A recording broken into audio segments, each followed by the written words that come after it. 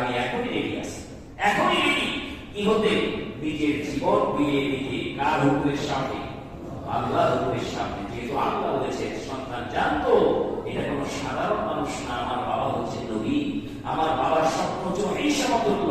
কাজেই সাধারণ মানুষের স্বপ্নের মধ্যে ভেদা থাকে, শয়তানের স্বপ্নে দেখায়, কিন্তু আমার নবী, আমার বাবা হলেন নবী, আমার বাবার স্বপ্ন হচ্ছে এই সমতুল্য। কাজেই ওহী দিয়ে যা দেখেছে এটা সত্যি আল্লাহর হুকুম করেছেন, এই জন্য তিনি বলছেন না তোমার যা আদেশ পেয়েছেন তাই পালন করো। সুবহানাল্লাহ।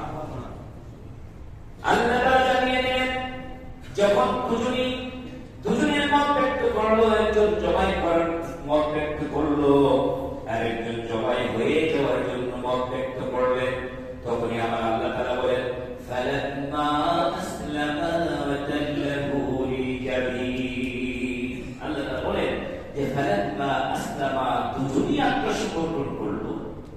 দুজনই কি আত্মসমর্পণ করলো। আমরা আমাদের নাম কি? আমাদের পরিচয় মুসলিম। আমাদের পরিচয় কি?